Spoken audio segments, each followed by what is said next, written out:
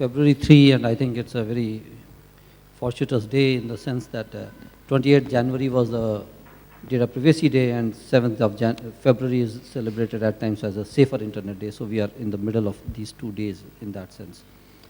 So I would say that there are 3 things. Number one, IT has actually become a de facto concurrent subject in our constitution, okay? Because it's not in the union list, it's not in the state list. If you see the constitution, it should have been in the residual list, which basically means the union has the control. But in practice, it has actually become a concurrent subject. Now, the IT Act, of course, is only at the union level, as a central level. In a way, that's a good thing, because otherwise we would have a panoply of central legislation as well as a multiplicity of state legislations across the country. But notwithstanding that, we do have a National Cybersecurity Policy 2013, but much before that, we have been having IT policies. I mean, the first IT policy from the center came only in 2012, but many of the states had been having state-level IT policies ever since 1997 or so, okay? So almost all the states and union territories in the country do have IT policies. But yes, as far as the legislation is concerned, thankfully it is still a central one only. So I'll say that there's less challenges there.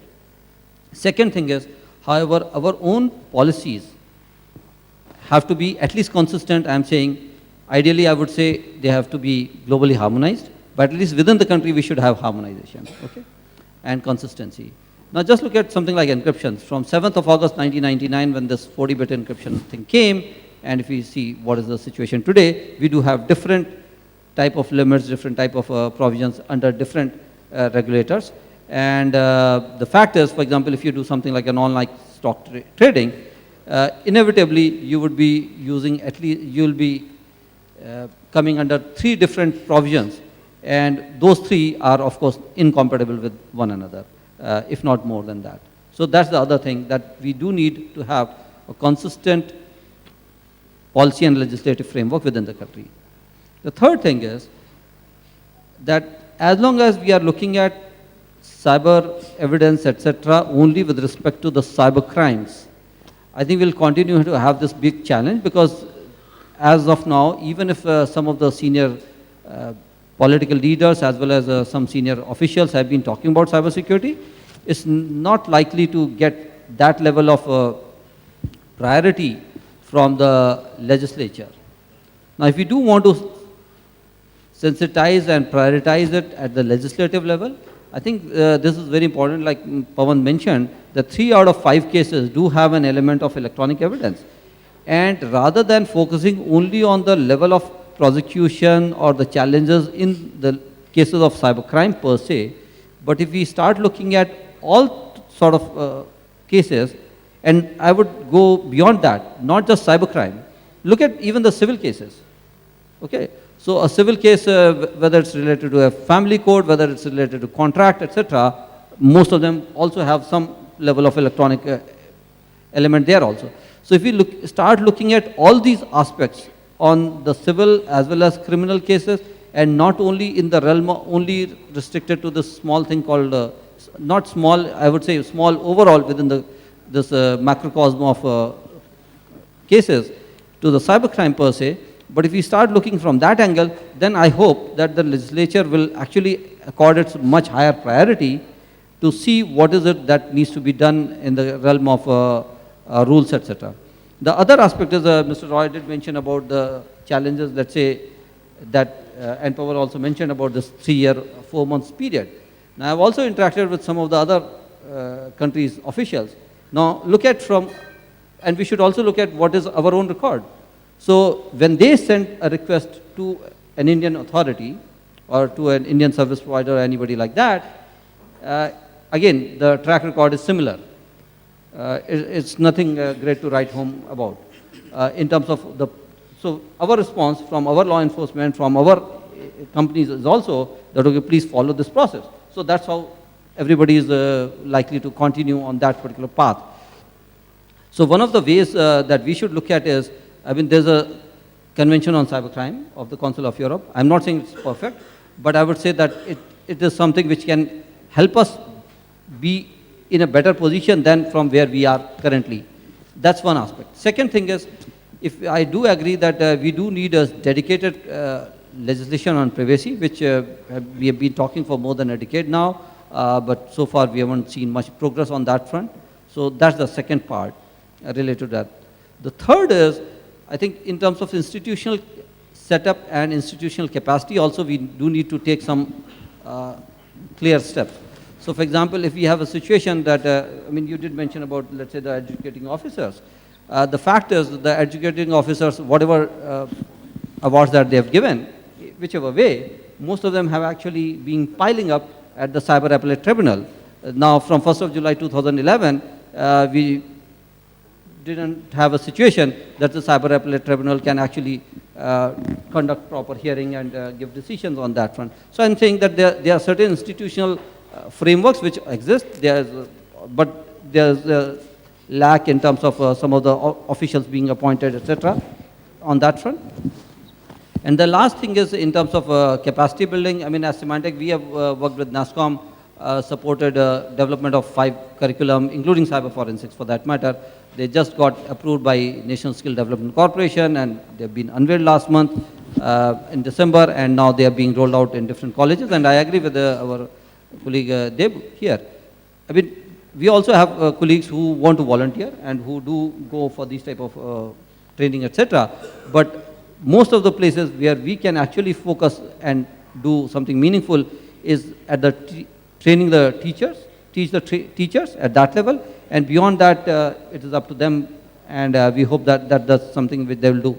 But more than just the sheer quantity, we should also look at the quality, and that's why in this particular case, there's also an assessment framework which will actually qualify people based on certain assessments that yes, this particular person has appeared in this, not just taken the course for so many hours or attended the lab, but actually sat through that particular exam, which is a proctored exam, and through that assessment, NASSCOM will then certify those people. So, and then of course they will have further opportunities further on.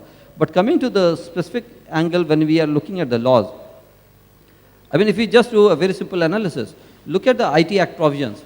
So there are a whole lot of places where it says the government may frame these type of rules, the whole lot of places where it says the government shall frame these type of rules. And I know that there have been decisions right up to the Supreme Court, numerous decisions, where may and shall can be interpreted either way. The reality is, in many cases, we have never framed those rules. Like Mr. Roy very rightly mentioned about Section 67C. Many of these things are not done. And the last thing I just want to mention is on critical infrastructure protection. We do have this provisions ever since 2000. From 17th of October 2000, when the IT Act came into force, we have this provision on the Section 70 about critical information infrastructure protection. We also had this provision now that the appropriate government, that means either the Union of India or any of the state governments, can notify any of the systems as a protected system. And it is only in the cases of protected system, only if it is notified as such, then only the provision that Mr. Triveni Singh was mentioning earlier would apply, which is a higher punishment in those cases, which can go all the way up to life term in case it is constitute up to the cyber terrorism under Section 66F, also read with the 70B. Now the reality is the Union of India so far has declared how many systems as protected system? So the first one was in 2010, which was a communication system, one particular communication system acquired by Delhi Police just before the Commonwealth Games. That was the first case. The second one I've heard, I've not seen the order, but I've heard that something from the Ministry of Shipping has come. And the third one that I know is the Aadhaar CID app, which got notified. Now, except for that, none of the other computer or computer network systems in the country have currently been notified as protected system. And unless that happens, it doesn't mean that we should not treat them as critical information infrastructure. It does not mean that we should not protect them. All that I'm saying is in terms of the criminality, if you see from the jurisprudence angle, it would, I'm not saying it would be difficult, but I'm saying the law itself does not allow a higher level of penal provisions unless it is notified as a critical information infrastructure. Whether it should be or not is a totally different thing, but that's where I would like to stop. Thank you. So Deepak, what do you think which all critical information infrastructure should be included, apart from the three that you have already mentioned? I think any of us can sort of list out at least a few. For example, the income tax database, the voter ID database, there are a whole lot of things which I'm saying like fairly easy to list out. And this I'm talking, for example, this RTGS switch, the NEFT switch, etc. I mean, where we have all these transactions, digital transactions, etc. happening. We have the National Internet Registry, we have the National Numbering Plan, we have international gateways of telecom, many other things. Again, obviously, I'm not saying that each and every of these must be done.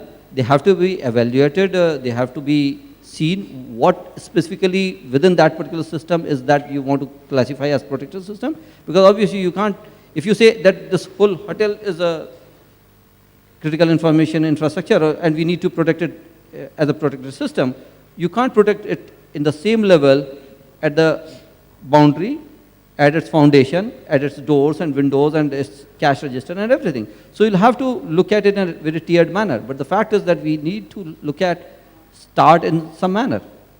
I just want to give you one example. The Department of Homeland Security in the US, which is in charge of the critical infrastructure, they just call it critical infrastructure protection. They've identified 16 sectors, which by the way includes even waterways and dams. Now, they do have a category called government systems. Now, based on whatever happened in the recent few months in the US, on 6th of January, last month, just exactly 4 weeks back, 6th of January, the DHS secretary, then DHS secretary, he's come out with a new determination saying that the election system of the US will also be now considered as a critical infrastructure. Now, that is based on a particular assessment based on the recent challenges that they had in that country, and this is something which has happened.